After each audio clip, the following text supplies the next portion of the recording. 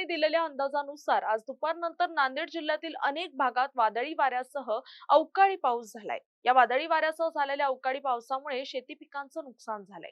शेतात काढून ठेवलेली हळद भिजून हळदीचा अक्षरशः चिखल झालाय।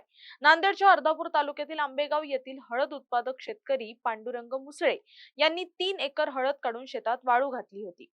आज दुपारी झालेल्या अचानक वादळी वाऱ्यासह अवकाळी पावसामुळे मुसळे यांची 3 एकर हळद भिजून या हळदीचा अक्षरशः चिखल झालाय।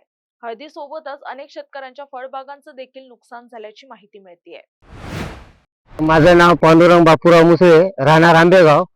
तर मुदखेड तालुक्यामध्ये मतकडच्या शिवारामध्ये माझी हळद आज कमीत कमी 3 एकर हळद अशी अवकाळी पावसामुळे असा चिखल होऊन गेलेला आहे। कारण काही ठिकाणी भरपूर मोठा पाऊस झाला आणि अशा आलेल्या तोंडाला घास आलेल्या शेतकऱ्याला आता कसं काय फाशी घ्यायची वेळ आली असं जर भिजवून अवकाळी पाऊस पडल्यामुळं तर अशी नुकसान झाली। वाळलेली हळद आहे अशी पूर्ण भिजून गेली आता हे पूर्ण टोटल।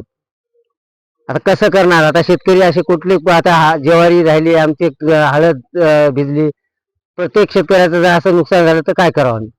शासन मदत द्यायला आणि द्यावं आणि कशा या पिकाला एवढी पावसानं जर हानी केली तर काय भेटणार आहे? शेतकरी मरून जातील की अशानं। तर माझे भाव आता कमीत कमी 10-12 हजारावर येऊन टेकलाय।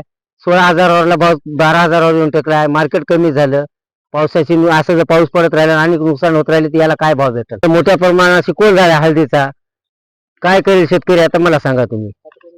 हो का असा चिखल हो काय पूर्ण चिखल झाला हळदीचा टोटल। वाळली होती आता ढोलला आली होती हळद। मोठा पाऊस पडल्यामुळे असा चिखल होऊन गेला बघा हळदीचा टोटल।